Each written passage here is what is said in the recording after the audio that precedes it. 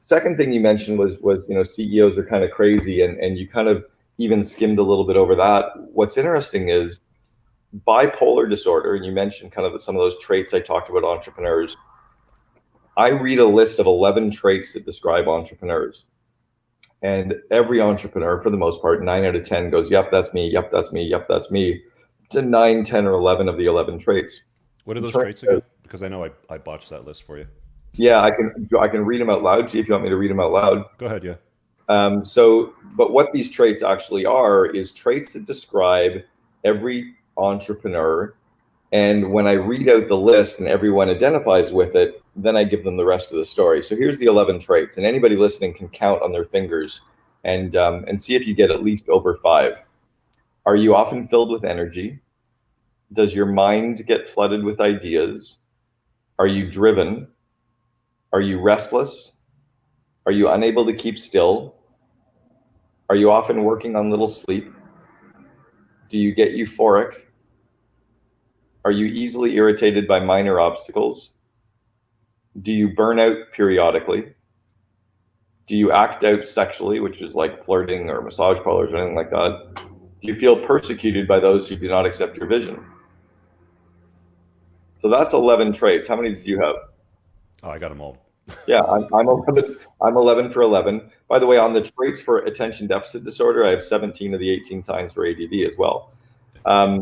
Where we are though on those traits is those are not just traits of entrepreneurs. Those are actually the clinical diagnosed traits for bipolar disorder. Yep.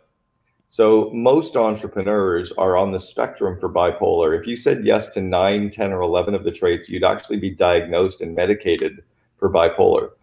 Bipolar disorder has been nicknamed by the medical community as the CEO disease. So most entrepreneurs have those traits. In fact, the way that I met the CEO of Sprint, we were sitting on a plane and I diagnosed him as having ADD, bipolar, and being on the spectrum for Tourette's because he had a nervous tic.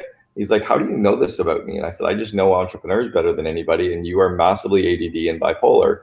And he had just built $1 billion company that he'd sold to SoftBank and was getting ready to go over and become the CEO of Sprint. And here I am telling them he's crazy, but the medical community thinks entrepreneurs are nuts.